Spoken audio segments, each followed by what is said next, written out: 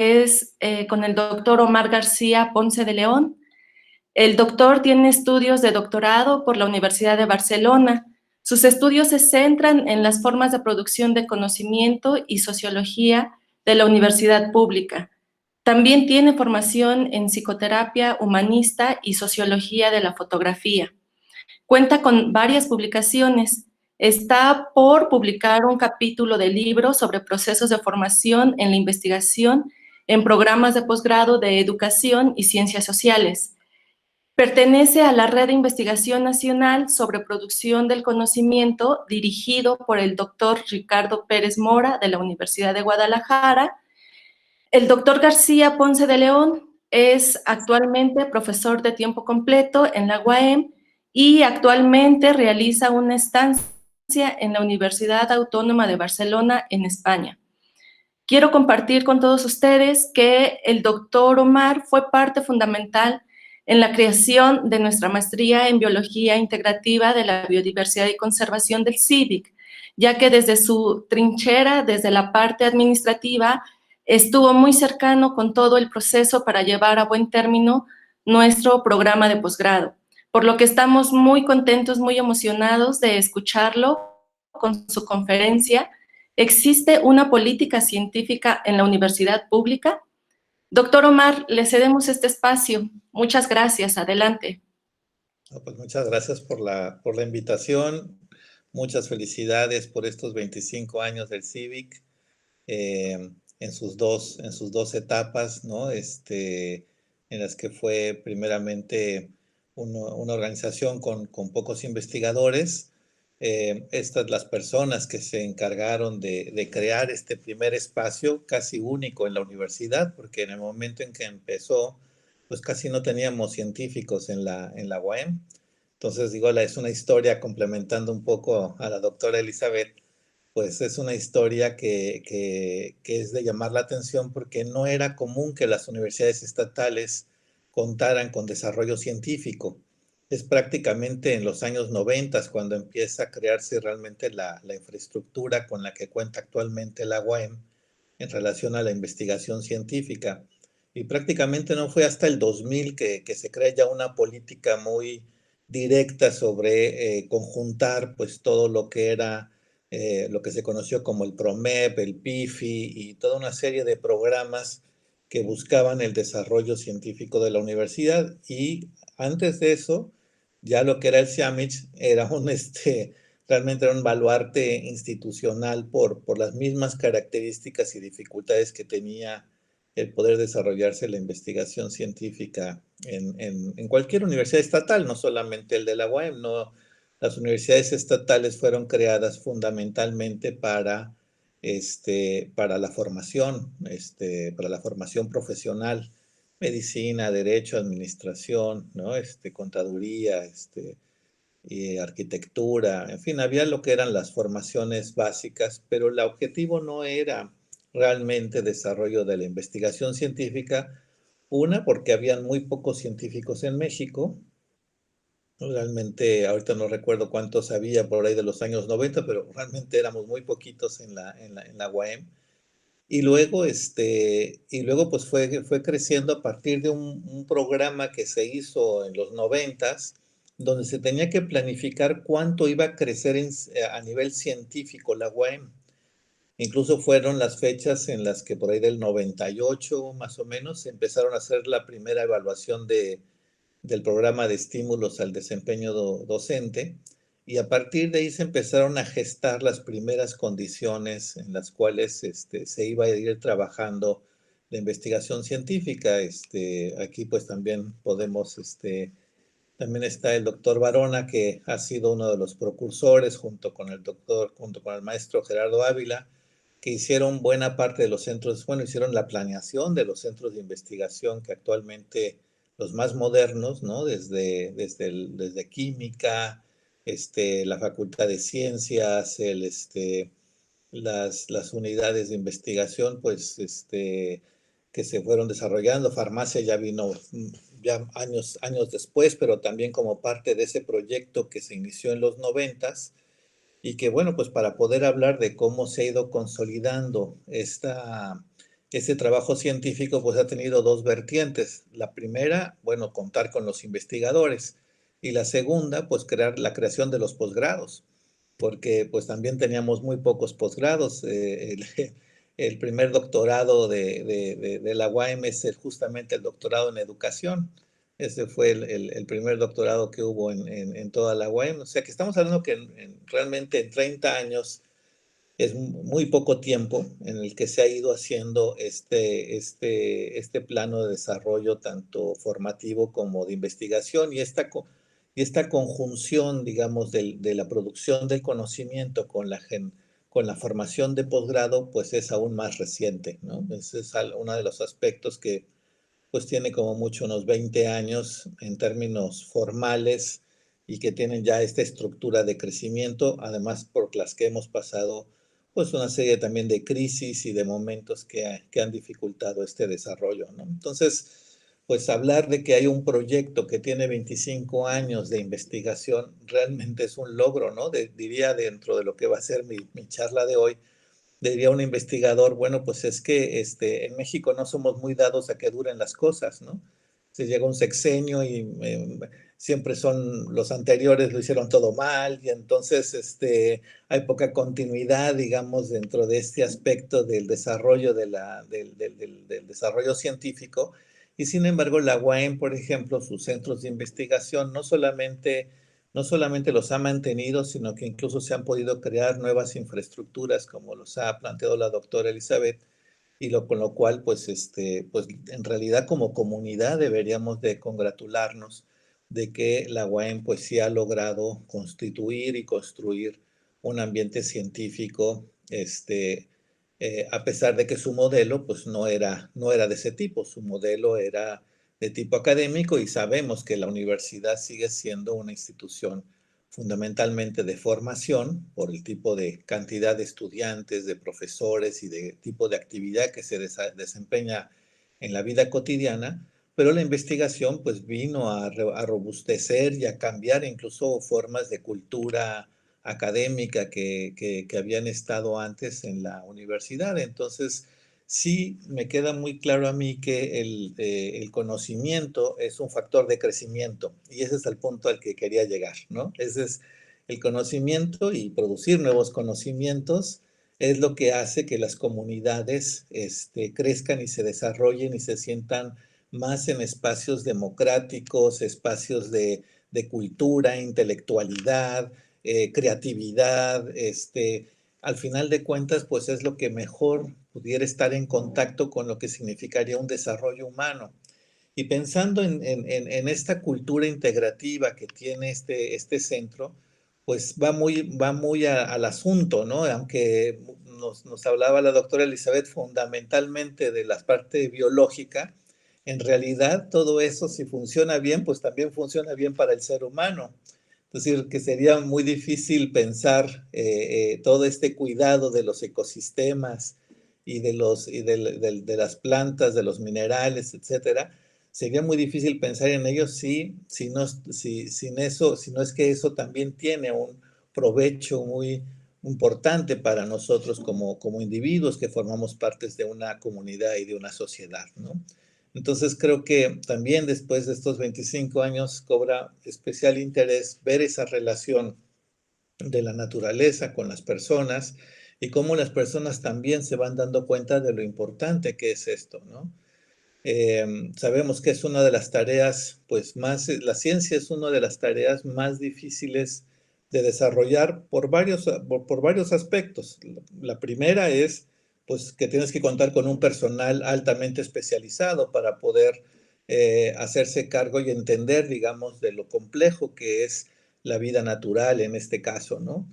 Pero cualquier tipo de conocimiento que se quiera generar, ya sea referido hacia la física, la química, las matemáticas, las ciencias sociales, cada una tiene sus niveles de complejidad para poderse desarrollar. Y para que esto se pueda llevar a cabo, se necesita contar con las condiciones mínimas necesarias para realizarse. ¿Y cuáles son estas condiciones mínimas? Pues esto fue lo que, de mi experiencia trabajando como director de investigación y posgrado en la UAM, pues lo primero que aprendí era que podíamos teorizar mucho sobre cómo especializar la administración, cómo hacerla más eficiente, pero si no partíamos de las necesidades de los investigadores, difícilmente la institución iba a reconocer todo ese trabajo que se venía haciendo ya desde los años 90 para el desempeño y el desarrollo de la investigación científica.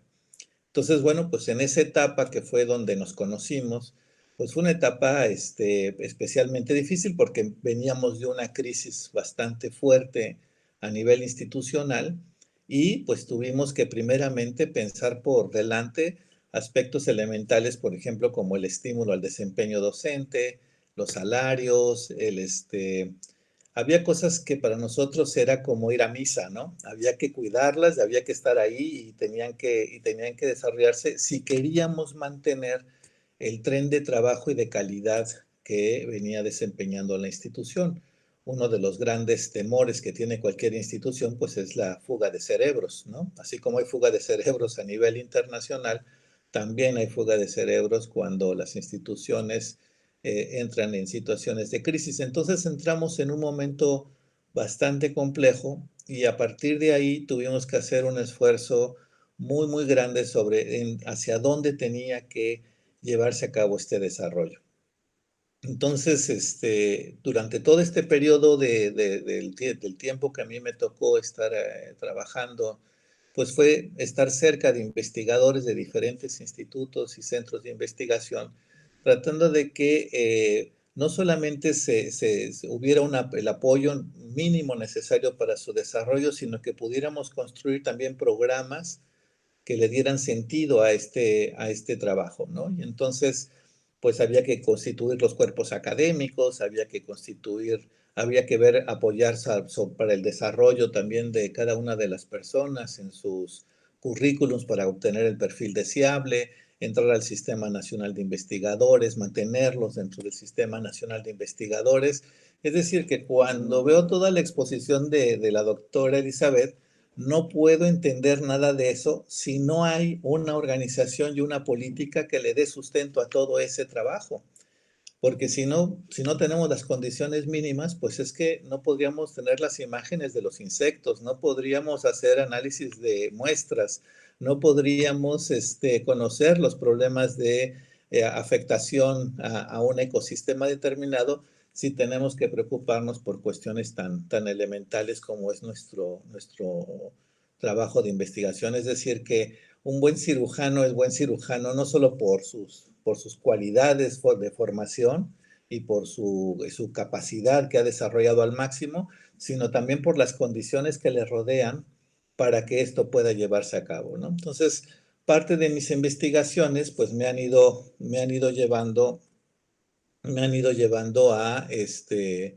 a seguir desarrollando estos análisis sobre qué está pasando con los sistemas de educación superior y con un grupo de investigadores, tanto de ahí del Instituto de Ciencias de la Educación como con el doctor César Barona y otros investigadores, pues hemos desarrollado una preocupación muy fuerte sobre cómo anticiparnos a las situaciones que de repente se convierten en problemas para el desarrollo de la ciencia y de los científicos.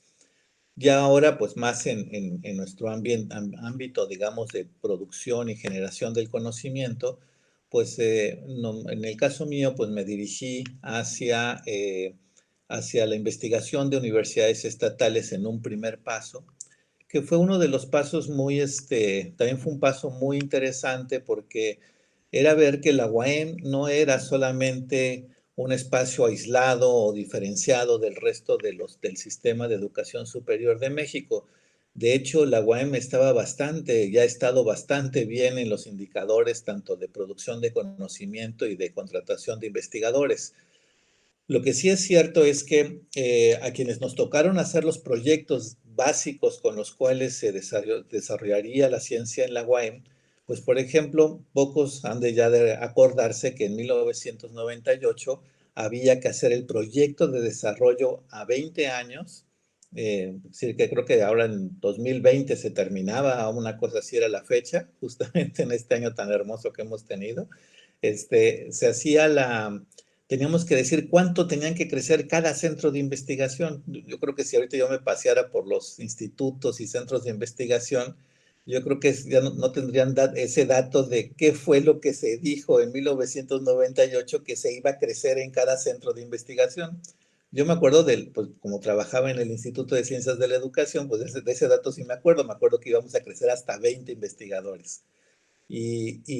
Pero para poder decir eso, ese número tenías que establecer en tu planeación cómo ibas a necesitar, pues en el caso de, por ejemplo, centros de investigación que necesitan laboratorios, pues había que hacer el análisis de cuánto se iba a crecer en máquinas, en espacios, en desarrollos. Es decir, era un cálculo bastante complejo sacarlo en ese momento para cada una de las unidades académicas, pero la UAM contó en esos años que no sé dónde habrá quedado ese proyecto, pero habría que buscarlo ahí en el histórico de la UAM, pero ahí están las primeras puntadas oficiales con planeación de cómo se iba a desarrollar la ciencia en la UAM, lo cual me parece que es un dato fantástico en términos de lo que se esperaba, ¿no? Entonces, claro, pues había centros de investigación que tenían uno, dos o tres investigadores y actualmente andan con 30, con 25. Entonces, pues el cambio fue increíble. En nuestro propio centro de investigación, ahí en el ICE, pues todavía no alcanzamos la medida, ¿no? Digo, pensando en ese histórico, ¿no? Y todos estos aspectos cuantitativos y cualitativos pues le dieron todo un sentido de cómo podía llegar a desarrollarse la UAM, que en buena medida también estaba muy contagiada, como otras universidades, de lo que estaba pasando en una universidad fundamentalmente como es la UNAM. Es decir, que el parámetro fundamental del desarrollo de una universidad estaba medido por los indicadores que se habían plantado en una institución como la Universidad Nacional Autónoma de México. Y eso hizo pues que muchos de los investigadores que actualmente tiene la UAM pues vengan de centros e institutos de investigación de la Universidad Nacional Autónoma de México. Y que muchos de estos investigadores son estudiantes o fueron estudiantes de algunos de los investigadores pues también más connotados a nivel nacional en cada uno de los campos de su desarrollo. Entonces eso me llevó primeramente a estudiar las universidades estatales a nivel nacional, ver cuáles eran las condiciones en las que se estaba desarrollando la ciencia en estas instituciones. Ahí me pude percatar, ¿no?, de que, pues que mucho de lo que se había construido a nivel de centros de investigación, pues había estados donde, por ejemplo, se habían seguido las construcciones tipo escuela de bachilleratos, ¿no? Es decir, como si fueran estructuras de edificios que realmente no eran las condiciones mejores para el desarrollo de la investigación científica, tanto por el tipo de infraestructura y las condiciones incluso pues de algunos problemas que podían verse en ese momento. Por ejemplo, uno de los problemas que empezamos a percatarnos, el equipo que estábamos haciendo esta investigación, pues era ver refrigeradores de alta calidad en los pasillos, ¿no? Porque no cabían dentro de lo que eran salones, esos salones a su vez se habían transformado en laboratorios, pero que no tenían las condiciones y eran edificios nuevos, estoy hablando de hace aproximadamente 3 años, y no estaba en condiciones. Y en la web, de alguna manera, también hemos pasado por esas dificultades donde cuando se va a hacer una infraestructura nueva, es una lucha con el gobierno federal sobre el tipo de infraestructura básica que tendría que tener la investigación científica y no lo que permitía la SEP, ¿no?, la Secretaría de Educación Pública, para, por ejemplo, hacer la construcción de estos edificios.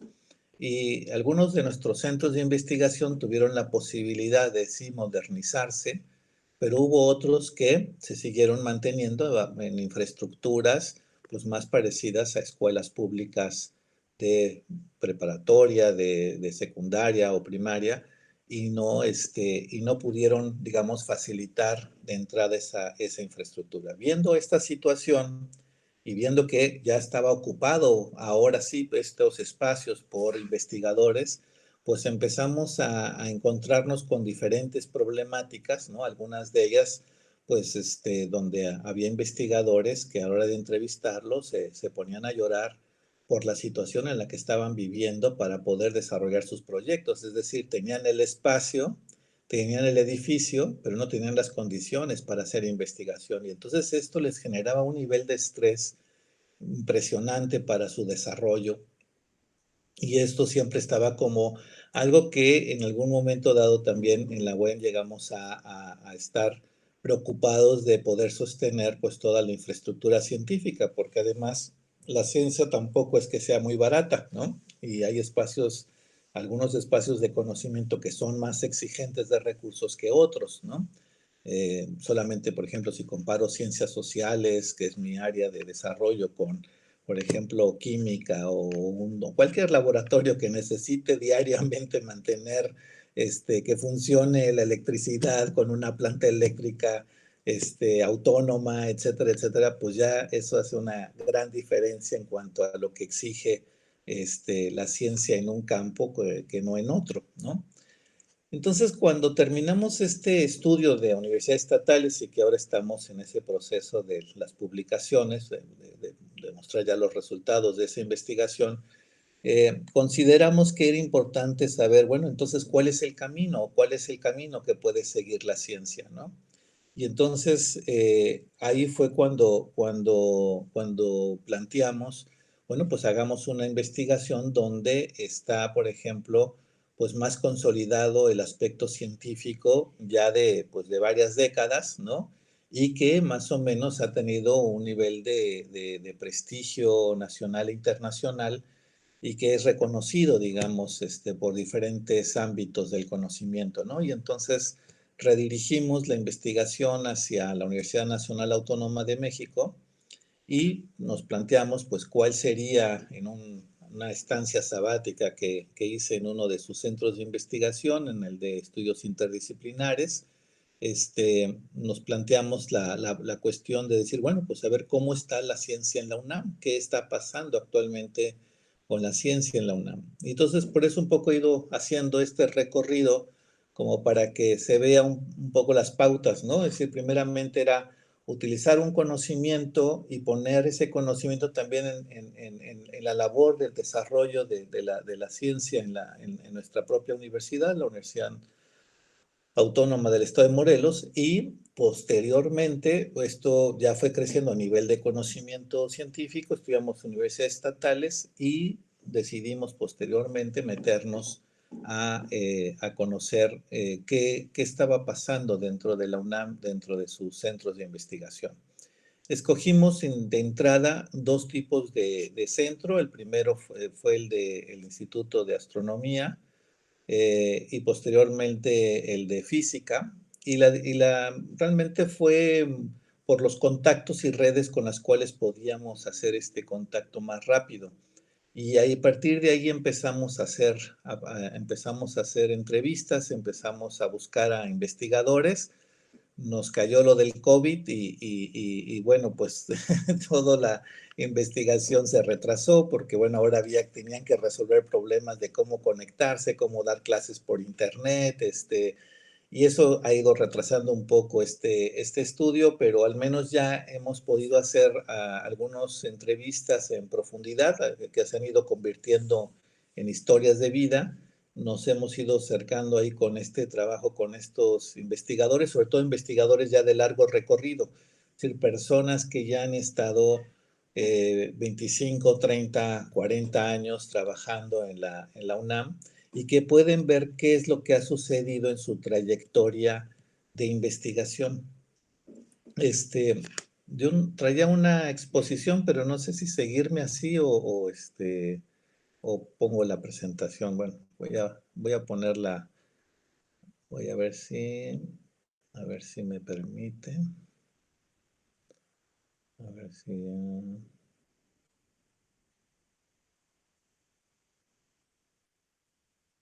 Déjame ver ahora, porque yo estas cosas de la tecnología, uy, creo que ya lo frené. A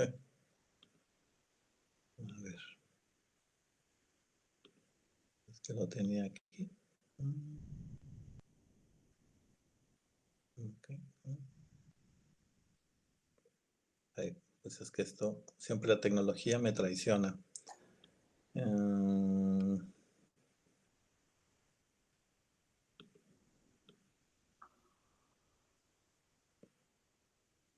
Así se ve, sí se ve así la diapositiva. Sí se ve, solo que estaría, faltaría que la proyecte para que se vea solo. Exacto. Sí. Okay. A ver, ay, déjame ver cómo.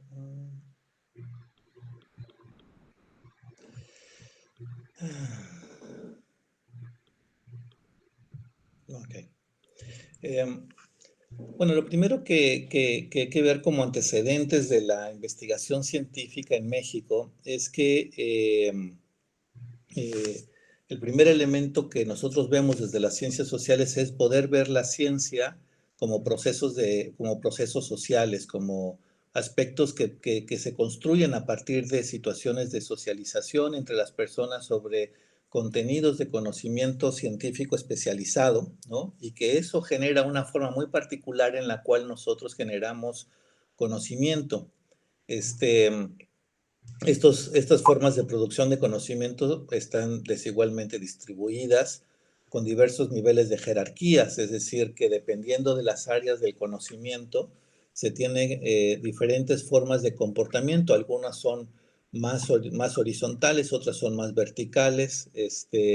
Estas formas de jerarquía pues también generan formas muy particulares de trabajo en los laboratorios y en los equipos con los cuales se trabaja.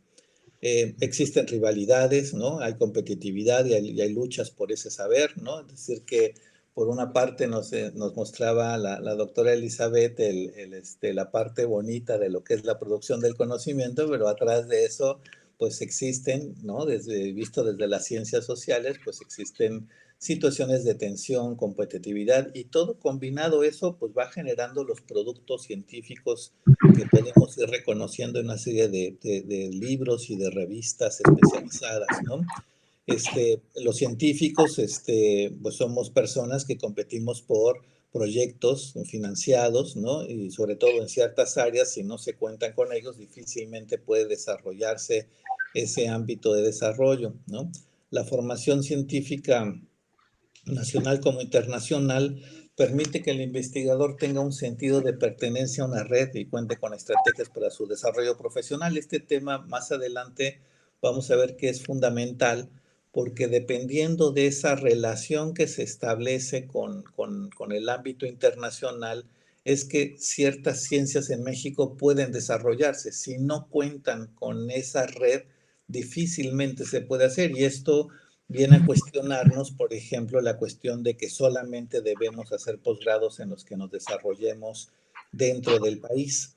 Es decir, no se trata solamente de una relación educativa, ¿no? De que podemos nosotros en México ofrecer ese posgrado, sino que hay también relaciones de poder a nivel nacional e internacional que difícilmente se pueden entrar en ellas si es que la persona no se educó en alguno de estos departamentos de investigación científicos internacionales, ¿no? Y eso es muy claro en el área de astronomía y de física, es un aspecto fundamental, ¿no?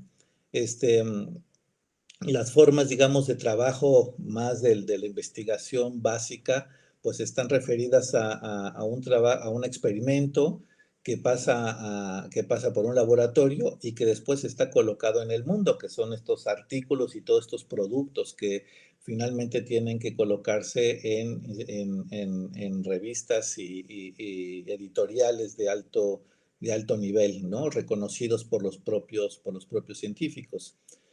Los investigadores se articulan dentro de laboratorios, ¿no? Para ejecutar una serie de contactos interpersonales, lo mismo que consiguiendo instrumentos necesarios para la investigación. Y aquí una serie de autores como Nord y como muchos otros, pues analizaron, digamos, estas formas de socialización que se dan en los laboratorios desde una perspectiva tanto de la antropología como de la sociología, para poder reconocer específicamente cómo eran esas formas de socialización y cómo es que ese trabajo se llevaba a cabo.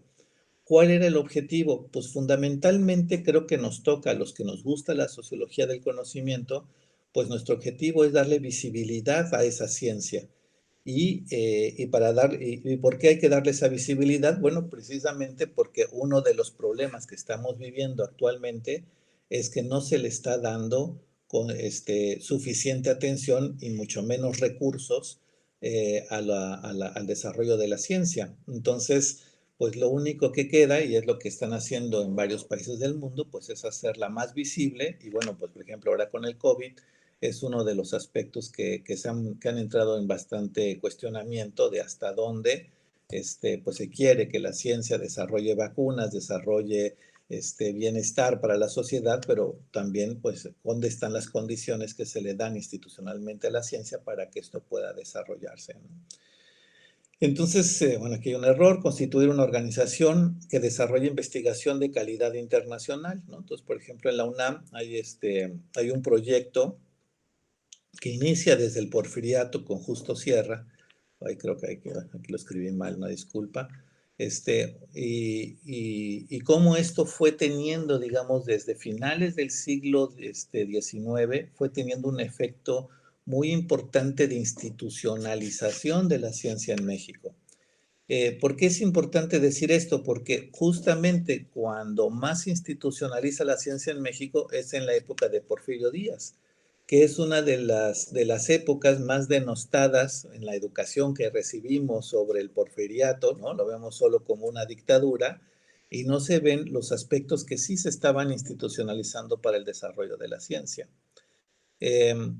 En ese sentido, por ejemplo, ahí empieza ya la UNAM en sí misma no empieza con la ciencia, no es algo que le viene natural a la institución, sino que es algo que de lo que se estaba haciendo a nivel de gobierno federal, lo llevan a la UNAM y entonces, claro, esta parte que ya estaba constituida como grupos de investigación, eran poquitos, ¿no? Por ejemplo, el de la astronomía es bastante importante y de hecho la astronomía es de los primeros a nivel de todo el país que empiezan a desarrollarse a nivel científico, ¿no?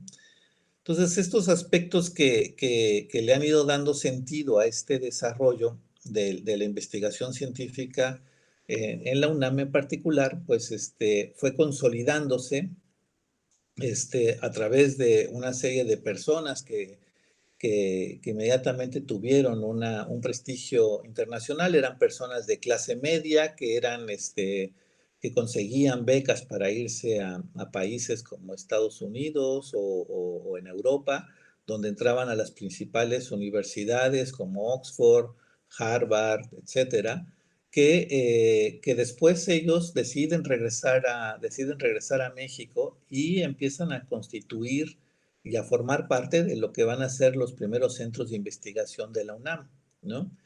Eh, esto conllevó, pues, esto conllevó a que poco a poco se fueran delimitando los aspectos de lo que de lo que iba a ser la UNAM de hoy, pero que tienen unas bases pues, muy importantes en toda esta etapa, ¿no?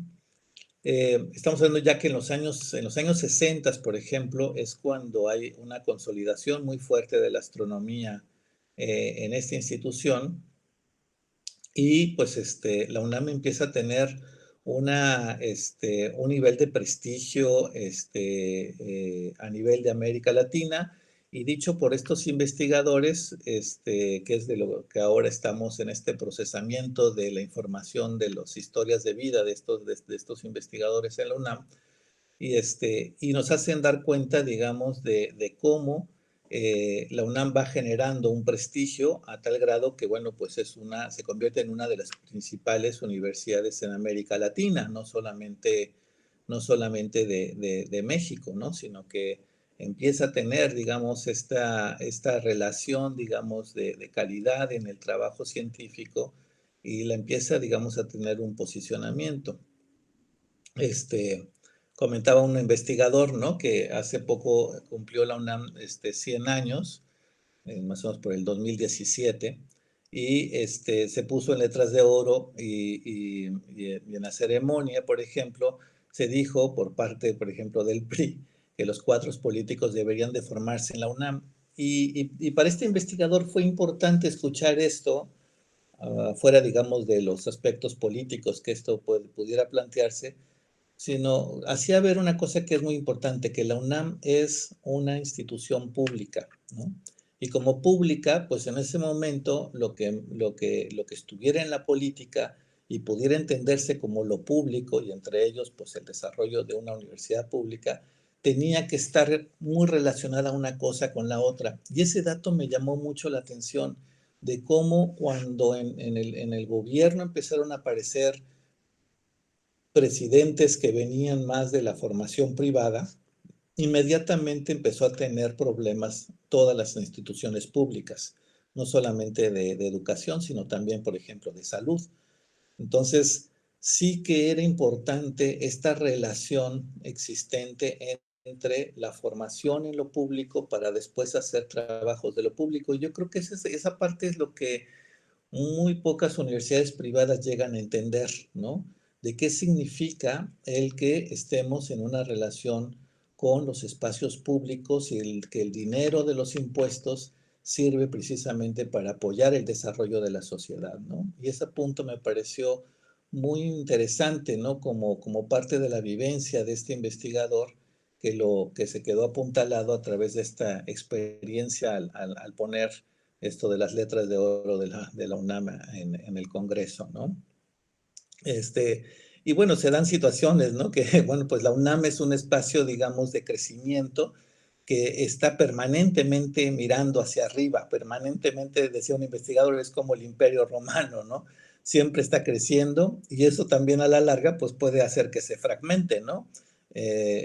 Algo parecido le pasó a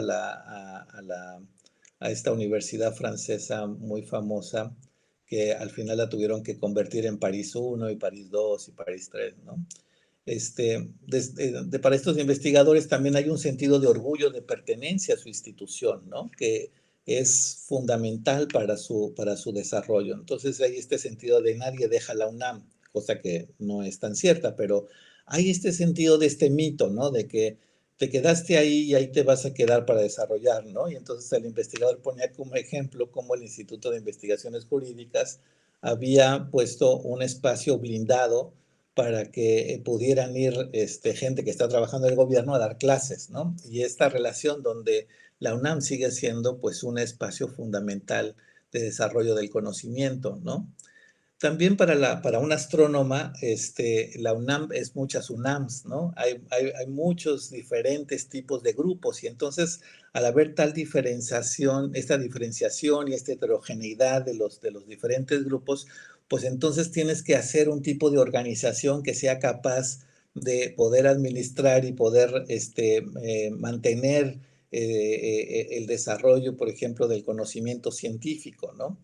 Entonces, entonces dice que uno de los aspectos que le ha dado mucho sentido al desarrollo de la astronomía, pues ha sido precisamente su apertura, ¿no? Su apertura hacia diferentes espacios y cómo estos astrónomos además han estado relacionados en diferentes ámbitos de la Escuela Nacional, lo que es el Sistema Nacional de Investigadores, formando parte de los cuerpos de tomas de decisión sobre el desarrollo de la ciencia en México. Es decir, que no solamente es lo que hacen dentro del espacio universitario y de sus unidades académicas, sino cómo participan de políticas públicas para el desarrollo científico del país.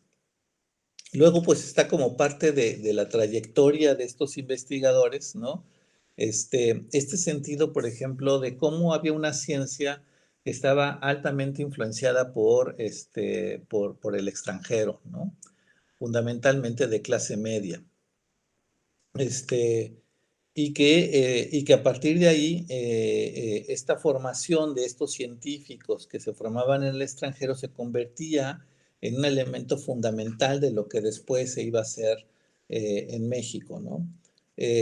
para ellos no pasar, por ejemplo, por esa situación de lo internacional, pues era un debilitamiento del grupo. Entonces, hombres y mujeres, que eso también es muy interesante, hice 2 entrevistas a dos investigadoras, SNI 3, en astronomía. Una de ellas fue la que trajo el Internet a México, y establecieron relaciones con la NASA y demás, ¿no? Y demás cosas con estas instituciones a nivel internacional, que es lo que ha permitido que al final siempre, por ejemplo, en un instituto como astronomía, sea tan capaz de desarrollar. Incluso me decía un astrónomo, como nosotros que directamente no ayudamos al desarrollo de la economía o del desarrollo, o para disminuir la pobreza o cosas de este tipo, y sin embargo, esta actividad que ellos desarrollan les permite tener una serie de conocimientos alternos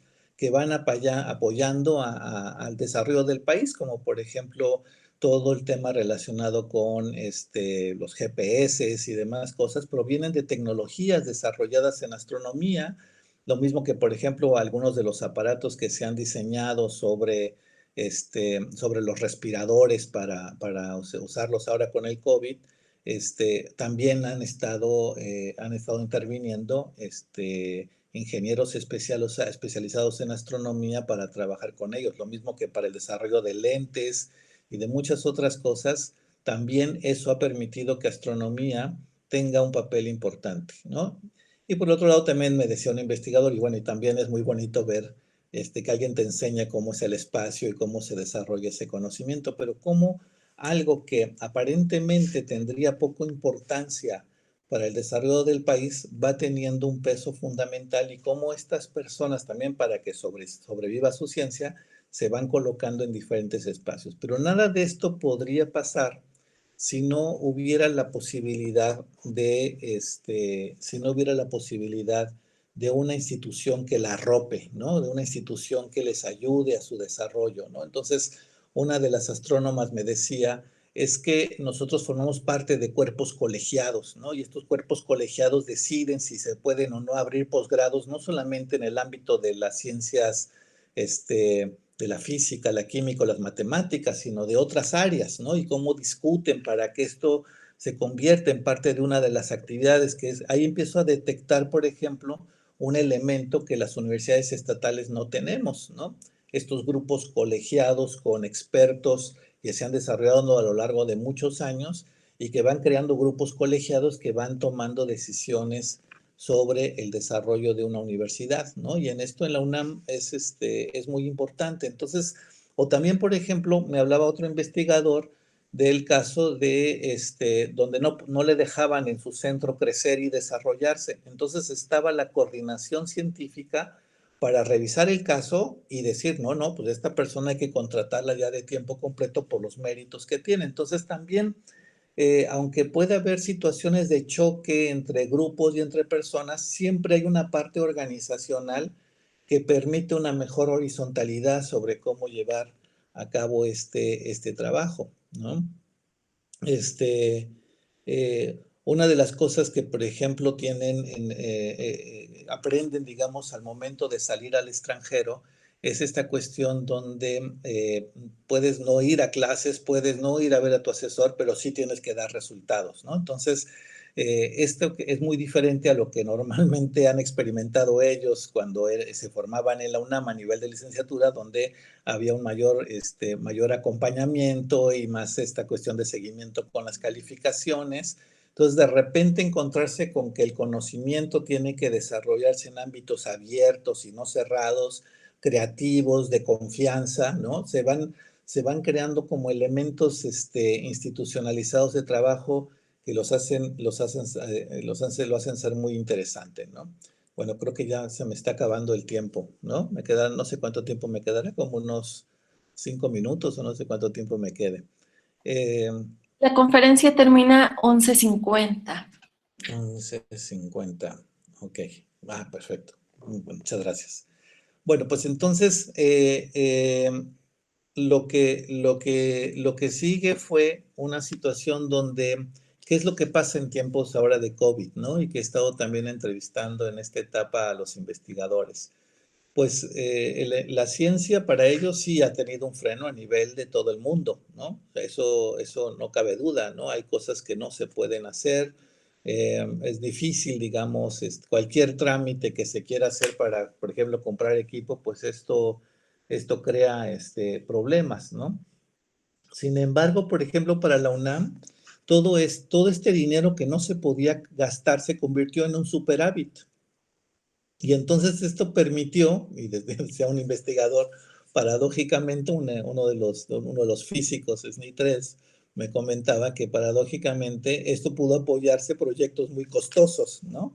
Que para nosotros eso de cubrir proyectos muy costosos nos suena como medio raro, porque normalmente nunca nos sobra el dinero, ¿no? Y entonces ellos pudieron armar proyectos en este año para poder hacer el desarrollo de sus investigaciones, ¿no? Entonces, ese fue algo que a ellos les ha ayudado en lugar de... Y luego hay centros de investigación donde han seguido trabajando a pesar de la pandemia, ¿no? Es decir, que también permite cierto nivel de poder estar en solitario y pues de hecho 2 físicos me decían que en este año han producido mucho más que lo que normalmente producen cuando están metidos en la institución con todas las presiones administrativas y demás cosas que nos tocan. Entonces, el COVID también está mostrando qué pasa cuando dejas tranquilos a los investigadores y si le gusta a uno su campo de desarrollo, pues no hay ningún problema, ¿no? Hay toda la posibilidad para que esta persona suelte y, por ejemplo, pues un físico me dijo, pues yo ahora ya llevo 3 artículos hechos este año y antes pues solamente nada más hubiera logrado uno, ¿no? Eh, eh, Corroboré el tiempo y en realidad solo nos quedan 5 minutos. Una disculpa. no, está muy bien, ya voy a acabar. Sí, Muchas gracias. gracias. No, gracias a ti. También por el otro lado, dentro de esta ciencia y de estos grupos de desarrollo de investigadores, todavía existen ciertos niveles de aislamiento porque pues, los centros de investigación al competir por recursos económicos, pues no suelen ver a su vecino, ¿no? Y esto pues también dicen ellos, tanto los astrónomos como los físicos, que va a ir cambiando. Esto cada vez los conocimientos por la cuestión de la tecnología pues se van a ir integrando más estas formas de trabajo conjuntos y también el aprovechamiento pues de las diferentes tecnologías que se necesitan para su desarrollo, ¿no? También hacen autocrítica y ven que pues sigue habiendo un alto nivel de endogamia, pero esta endogamia pues la tenemos en todo México, ¿no? Como decía el investigador, pues todos los investigadores quisieran contratar a sus estudiantes, ¿no? Y eso pues no, ahora pues, son tiempos de vacas flacas y resulta muy difícil de esto. Y bueno, pues la parte de la endogamia dificulta mucho el que pueda realizarse, ¿no? Pues entonces, lo que he querido aquí mostrar, pues ha sido una primera entrada de lo que es esta investigación que está justamente ahorita en proceso. En el mes de enero justamente voy a empezar con los biólogos, así que a lo mejor a Elizabeth le va a interesar los resultados que vayamos teniendo el próximo año sobre este trabajo, ¿no? Entonces, pues, muchas gracias por su atención. Doctor Omar, muchas gracias. Definitivamente nos ha dejado claro que la formación científica y las políticas, las proyecciones sobre todo de las universidades son un trampolín justamente para el desarrollo de la ciencia y la generación del conocimiento.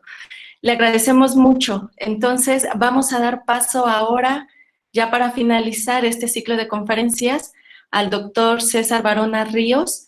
El doctor César es licenciado en Biología, maestro en Planeación y Desarrollo y doctor en Ciencias de la Educación. Todos estos grados obtenidos en la UAM. Además, realizó sus estudios de postdoctorado en la Universidad